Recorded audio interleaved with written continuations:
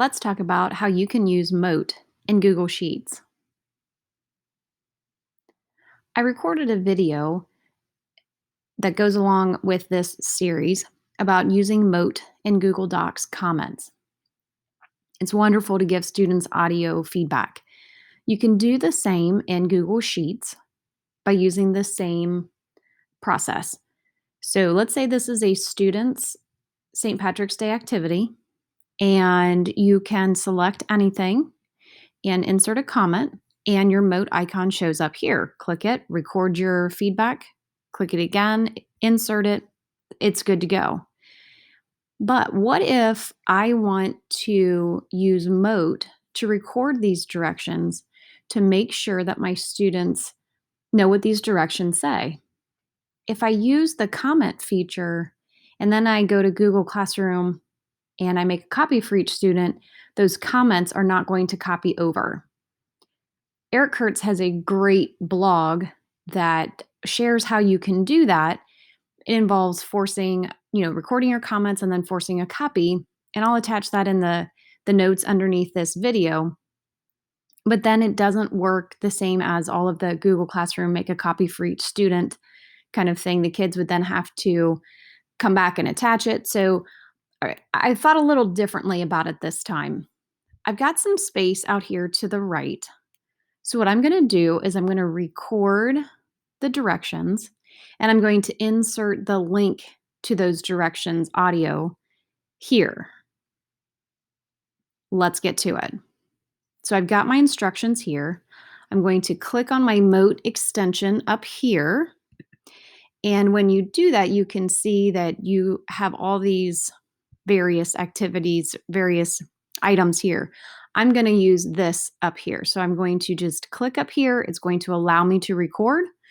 I'm going to record what the directions say right here, and we'll get to it. Ready?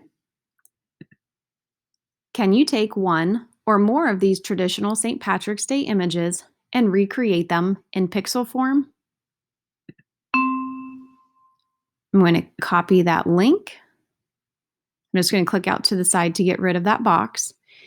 And in here, I'm going to either use the insert link icon.